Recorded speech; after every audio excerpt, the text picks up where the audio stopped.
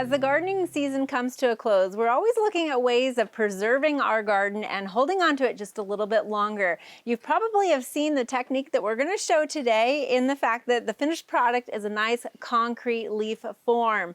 And this is a way to hold on to your garden a little bit longer. Today, Ken Sprous is here with us today, a resident of Oklahoma City. You're going to show us how to do this. Absolutely. So first of all, I assume we have to pick a leaf, right? Definitely. Got to have the right kind of leaf. Okay. You want to be careful with the ones you pick because, you know, you got to have that right look. Right. And also you don't want too much damage on the leaf. Okay. You know, a little bit's not bad, but make sure it's not really covered in damage. And do you grow elephant ears just for this purpose? Pretty much. But I also like the leaves just because they really fill in a nice area. As you can see, this is my little cubby area, and we like to come out and sit, and we're surrounded.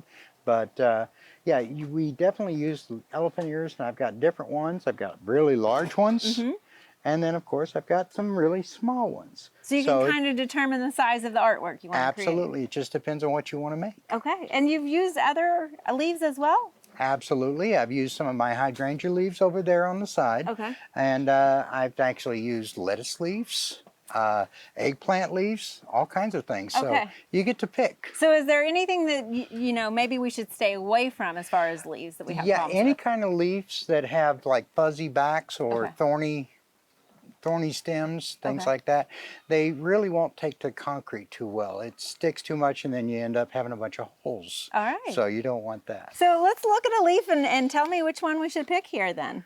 Well, we've got choices here. Okay. Now you can see this one here. It has some good veining on it. You want to look at the back.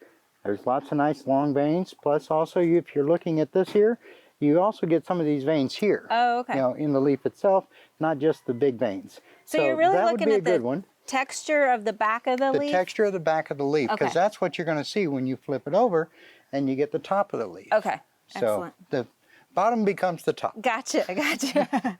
And how much of the stem should we take when we're harvesting That these? really depends on what you want to do with the leaf. Okay. Whether you're going to make a bird bath out of it and you need to run a hose through it, or if you're going to make a wall hanger, you don't need a hole at all, so you would just cut the stem off flat. Okay. So it just really depends on what you want to use it. All right, well, let's harvest one and get this started, huh? Absolutely. What do you say we do a small one today? Okay, sounds good. So I've got this really nice one right here. I'll just snip it right there. Okay. And we have our leaf. All right, and the next step is? The next step is we go over to our little work area, and I've got something set up that we can already start. All right, I'll follow you. All righty.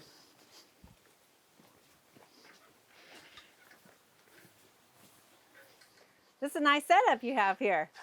Well, absolutely. We've got everything we need here. Got some of the tools and supplies, such as wet sand. Okay. I'm going to go ahead and set that down there. We use what's called play sand. Oh. And play sand is really crucial because it's not the coarse, real multi-purpose sand. You want to use play sand. It's kind of what they would use for kids' playgrounds. So you can make that sand castle. Exactly. You can make your sand castle or a leaf mold. Or a leaf mold, absolutely. Exactly. Also, we're going to use the Quikrete vinyl patch. Okay. Okay.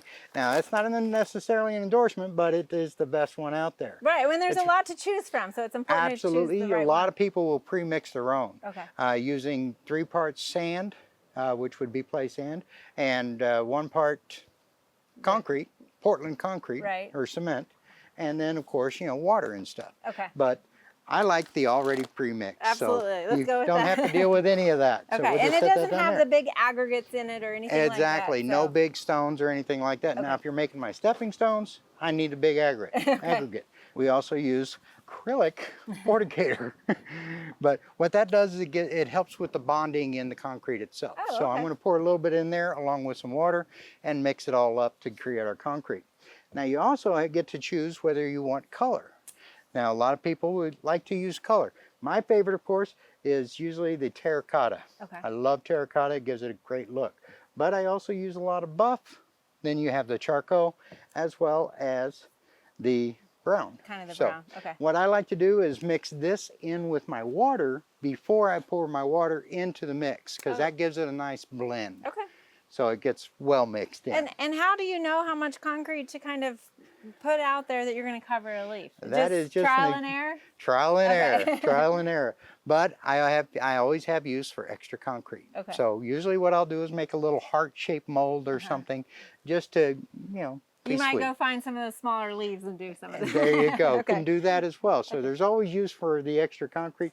I think I've mixed up just enough to do this small leaf here for now. Okay. So what's the, are we ready to mix concrete, or what do we need to do with this leaf first thing, and the let's sand? go ahead and set up our mold. Okay. Because once you mix the concrete, you're on a clock. Right. Luckily, it's not the fast setting, so we've got time on there. But so what I like to do is make sure that I've got my full form set up the way I want it. Now in this case, looking at this particular leaf, you can see that they've got some nice little ripples to it. Now I want to keep those ripples, so I've got some more of my sand here. So what I'm doing is I'm going to build it on the other side here. Just grab some. I'm going to put a little bit of sand there. So you want to support those kind of folds in the that leaf. little fold there. Okay. And I'm going to build up a couple extra in here just by pushing the sand up and then creating Can I give you some little more ripples. sand here? Yep, that'll work. So now as I put it on there, I'm going to make my ripples in the sand. And that creates your fold. So you can see how it's following the flow of the leaf. Okay, and you kind of have the tail of it sort of going up a little bit at the end there. Now that is determined whether or not you want to use it as a waterfall or just as a wall hanger. Oh, okay. In which case I'll show you how to do a wall hanger on this one. So all I'm doing is I'm a little more, adding little folds in to it. Now, could you use something else other than sand to support those folds, or? Absolutely, we can actually have little paper towels. You get them wet, get it nice and round, and you can actually slide that up underneath there. Okay. This leaf is a little small for that, but on my bigger leaves, that's what I usually do. Okay. I wanted to set that off to the side. Now you also want to make sure you don't have any sand on your leaf when you start your concrete. So I always make sure I get it all off, shake it off. Set. Now it won't blow away. That's your little weight, right? That's my little weight. When you have extra concrete. Yep. Things to do when you need it. So now I'm going to go ahead and take my plastic, and this is dry cleaning bags. Oh. You know, most people just throw them away. I keep mine because I want to use mine to cover up the sand, and then I can put my leaf, and I don't have sand getting on my leaf. Okay. So I'll put those down. And now I'm ready to do concrete. All right. So that keeps any concrete that might be on the edges from actually going in and getting the sand on there. Yes. Okay. Exactly. Gotcha. So now, when mixing concrete, you want to make sure you're protected. Always make sure you have your little breather mask and glasses and gloves. Okay. Make sure you have gloves.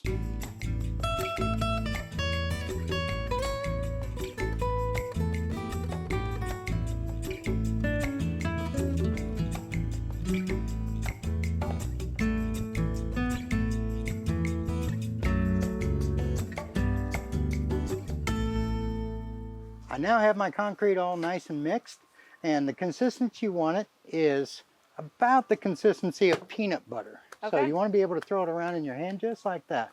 So it makes it nice and easy. Looks like Good Oklahoma consistency. clay right there. Exactly. That's that terracotta.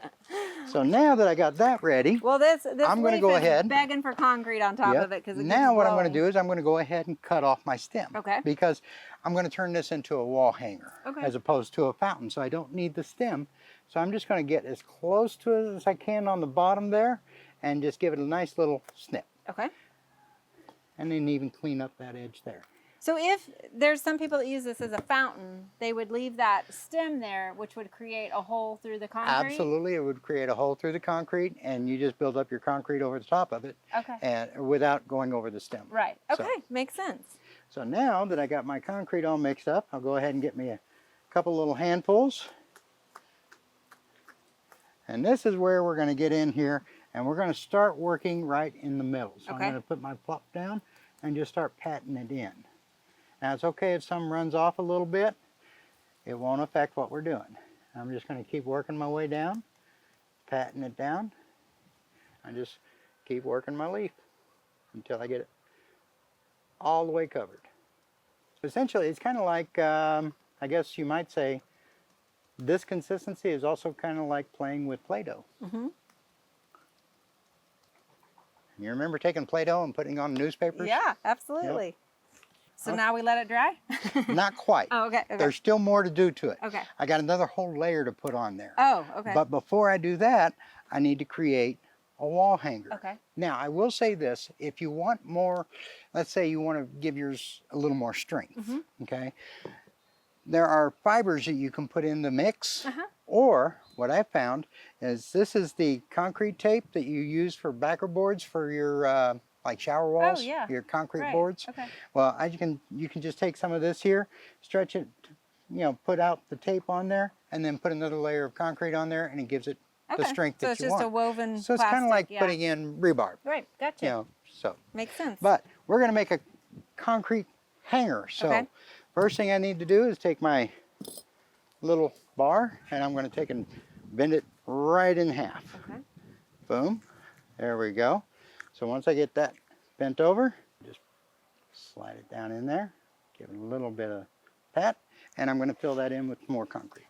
And you can see I'm giving it the whole thing another nice big layer, and that just reinforces it, gives it a little extra thickness, but except at the edges.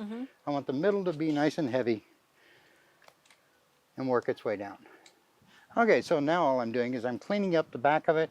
You know, not a lot of people see the back, but I do. I'm a little perfectionist, so I like to dip it in water first, get it a little bit wet, and then just kind of smooth it out a little bit. Kind of helps to blend everything together. And voila, we have a concrete leaf. Excellent. Okay, Now, but we still don't have a leaf yet. So what's the next Let step? me show you. By the miracle of television, we actually have a leaf already done. Okay, so how long would this normally sit here? I usually like to leave them sit for at least 24 hours. Some people say 3 or 4 days, but to me, I like 24 hours because my leaf is still green and I can peel it out better.